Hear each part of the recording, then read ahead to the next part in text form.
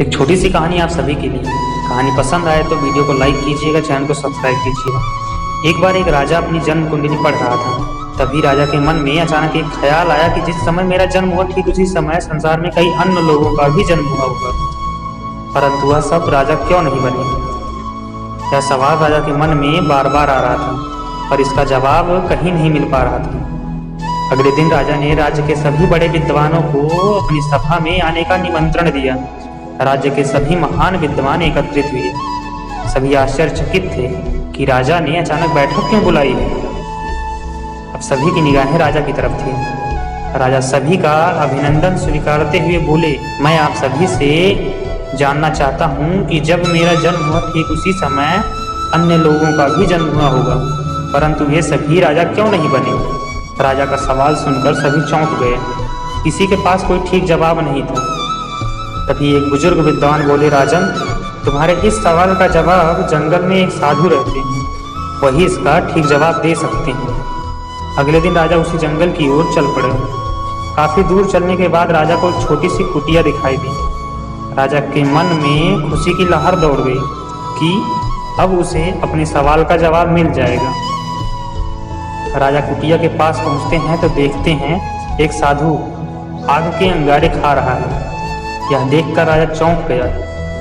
फिर भी हिम्मत जुटाते हुए राजा साधु के पास पहुंचा और बोला, हे मुनिवर, मैं आपसे एक सवाल जानना चाहता हूँ कि जब मेरा जन्म हुआ ठीक उसी समय संसार में और लोगों का भी जन्म हुआ होगा, परंतु वह सभी राजा क्यों नहीं बने।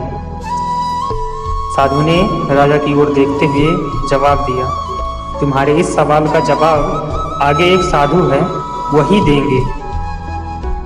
राजा को अपना अनादर महसूस हुआ, मगर उसे अपने सवाल का जवाब जानना था, इसलिए वह दूसरे साधु की तलाश में निकल पड़ा। काफी दूर चलने के बाद उसे एक साधु दिखाई दिया। राजा को बड़ी प्रसन्नता हुई कि अब वह जान पाएगा कि क्यों सभी राजा नहीं बने। राजा उस साधु के नजदीक पहुंचा तो देखा वह साधु मिट्टी खा रहा है। यह सब देखकर राजा को बड़ी घृणा हुई। फिर भी राजा को तो अपने सवाल का जवाब जानना था, इसीलिए सर्वप्रथम राजा ने उस साधु को प्रणाम किया। जैसे ही राजा ने साधु को प्रणाम किया, वह साधु क्रोधित होते हुए बोला, चले जाओ तुम मेरे नजरों के सामने से, मैं तुम्हारे किसी भी बात का जवाब नहीं देना चाहता।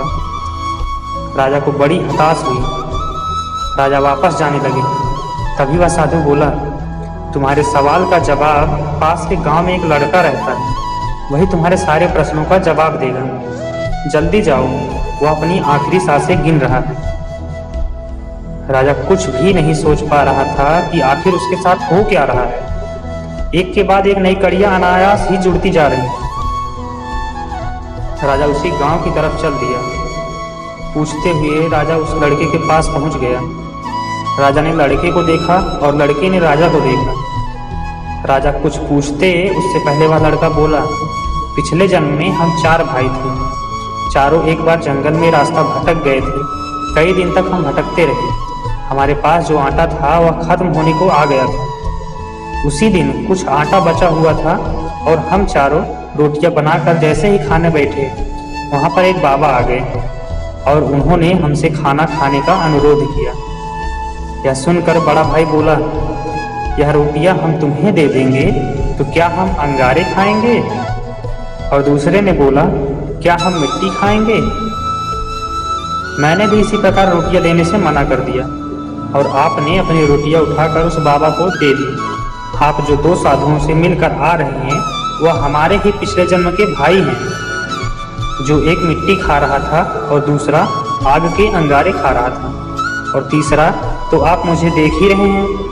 चौथा आप हैं जो अपनी रोटियां बाबा को दे दिए, उसी की वजह से आपको अपनी करनी का फल मिला है। राजा को अपने सभी सवालों का जवाब समझ में आ गया था। दोस्तों, जैसे हम कर्म करते हैं ठीक उसी प्रकार हमें फल मिलता है। आज नहीं तो कल, लेकिन अपने कर्म का फल हमें भुगतना पड़ता है। आज आप जो भी हैं अपने कर्मों की वजह से हैं, और जो भी भविष्य में होंगे वह अपने कर्मों की वजह से ही होंगे। इसीलिए करो कुछ ऐसा कि दुनिया बनना चाहे आप जैसा। दोस्तों हमारी यह वीडियो आप सभी को कैसी लगी कमेंट करके हमें ज़रूर बताएं और इस चैनल पर इसी तरह के वीडियोस हम लाते रहते हैं। चैनल को सब्सक्राइब कीजिए, वीडियो को लाइक कीजिए, अच्छा लगा तो शेयर कीजिए। मिलते हैं अगली वीडियो में, तब तक के लिए जय हिंद।